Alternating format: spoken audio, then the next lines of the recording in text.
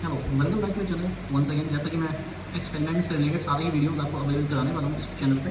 तो आपको one by one करके मोस्ट ऑफ द प्रैक्टिकल जितने भी 12th क्लास के स्टूडेंट हैं वो काफ़ी सीरियस होकर के इस शॉर्ट को देखें और इस वीडियो को भी देखें, ठीक है। क्योंकि उनकी बोर्ड प्रैक्टिकल में क्या होता है, 30 मार्क्स का होता है, तो उसमें एक्सपेरिमेंट की जरूरत पड़ती है, तो आपको पता होना चाहिए। तो इस चैनल पर आपको सारे ही बोर्ड के प्रैक्टिकल्स देखने को मिलेंगे।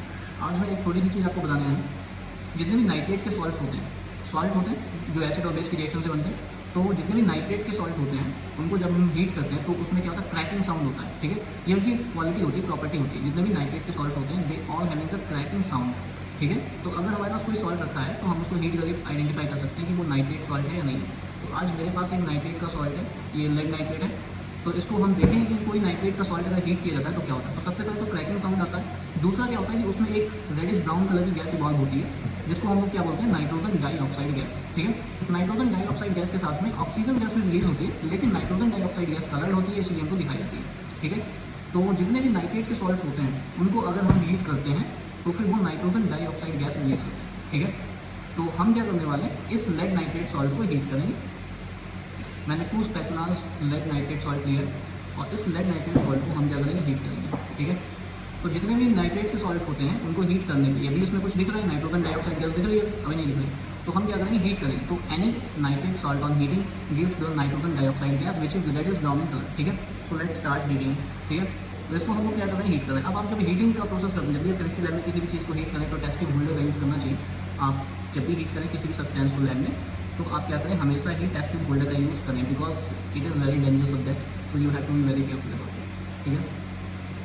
ओके, तो यहाँ पे जैसे मैं हीट कर रहा हूँ तो यहाँ पे एक साउंड आ रहा है, क्रैक करता हुआ, ठीक है, सुन सकते हैं आप। कुछ चटपट की आवाज़ आ रही है, क्रैकिंग साउंड आता है। आपके लैब में अगर कोई भी नाइट्रेट सॉल्ट रखा है तो आप उसको हीट कर सकते हैं। उस नाइट्रेट सॉल्ट को हीट करने से आपको क्रैकिंग साउंड मिलेगा, ठीक है। और क्रैकिंग साउंड मिलने के साथ में एक नाइट्रोजन डाइऑक्साइड गैस भी आपको बहुत दिखाई देगी।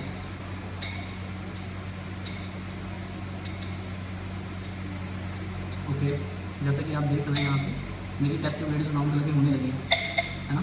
Test tube reddish brown colour की हो रही है, इसका मतलब गैस इवॉल्व हो रही है, ठीक है। तो क्रैकिंग साउंड भी आ रहा है।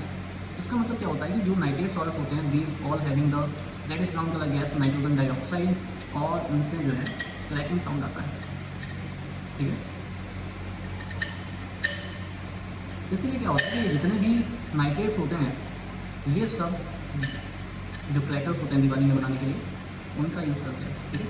तो क्रैकिंग साउंड इसी से आता है, आप सुन रहे होंगे, इसमें एक क्रैकिंग साउंड आ रहा है, साथ में एक गैस आपको दिख रही होगी रेडिश ब्राउन कलर की, जिसने टेस्ट ट्यूब को क्या कर दिया, पूरी तरीके से रेडिश ब्राउन कर दिया, ठीक है। तो ये प्रॉपर्टी होती है सारी ही, this is reddish brown colour gas, you can see over here. I hope आपको दिख रहा होगा रेडिश ब्राउन कलर की गैस। जैसे टेस्ट ट्यूब रेडिश ब्राउन हो गई, इसका मतलब है कि जितने भी नाइट्रेट्स होते हैं they all give the NO2 gas. और ये NO2 गैस कैसी होती है, रेडिश ब्राउन इन कलर। उसके साथ क्या होता है कि नाइट्रेट को जब हम हीट कर रहे हैं तो इसमें जो ये सब्सटेंस बचेगा हीट करने के बाद, वो ऑक्साइड बचेगा, उसका नाइट्रोजन डाइऑक्साइड सारी निकल गई, और इसके साथ में एक और गैस इवॉल्व होती है जिसको हम लोग बोलते हैं ऑक्सीजन। बट ऑक्सीजन जो कि कलरलेस होती है तो हमको नहीं दिखती है, ठीक है।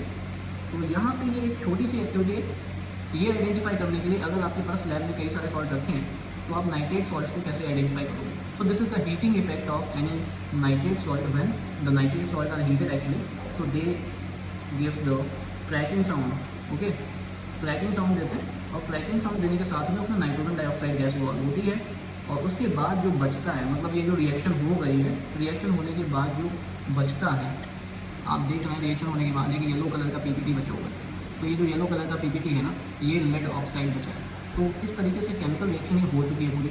अब हम इसको हीट करेंगे तो इसके ऊपर कोई भी इफेक्ट नहीं पड़ेगा क्योंकि reaction already has done. So this is the chemistry we need to take attachment with the chemistry, because chemistry is not only valid up to the paper, it is actually valid up to the reality जो कि आप देख रहे हैं, ठीक है। तो chemistry को अगर हम एक्सपेरिमेंटली देखते हैं तो ये बहुत ही अच्छा सब्जेक्ट है और हमें इसमें बिल्कुल भी बोरिंग नहीं लगेगा। लेकिन अगर आप थ्योरी में पढ़ेंगे कि भाई lead oxide is yellow colour gas, और येलो कलर रेजिड्यू का मतलब होता है जो चीज़ बची रह जाए, तो this is the residue actually. ये क्या है, लेड ऑक्साइड बचा हुआ है येलो कलर का, ठीक है, और इसको हम लोग क्या बोलते हैं, रेजिड्यू बोलते हैं। तो आई होप आपने इस एक्सपेरिमेंट से कुछ ना कुछ सीखा होगा, छोटी सी एक्टिविटी थी। आई होप आपको ये सारे वीडियोज़ में ये जो सीरीज़ चल रही है एक्सपेरिमेंट वाली, ये आपको काफ़ी अच्छी लग रही है। तो जितने भी लोग जो ये शॉर्ट देख रहे हैं, जो ये शॉर्ट देखें, तो मेरी आप सभी लोगों से रिक्वेस्ट है कि इस छोटे से प्लेटफॉर्म को बिल्ड करने में अपना सहयोग जरूर दीजिएगा। और अगर आप सब्सक्राइब किए चैनल को, तो अपने ऐसे फ्रेंड को शेयर कर सकते हैं जिसको एक्सपेरिमेंट की ज़रूरत है, जो आपके साथ पढ़ रहा है, आपके स्कूल में पढ़ रहा है, ठीक है। अपने क्लासमेट को, रिलेशन वालों को शेयर कर सकते हैं, और शेयर करने के साथ हमको सपोर्ट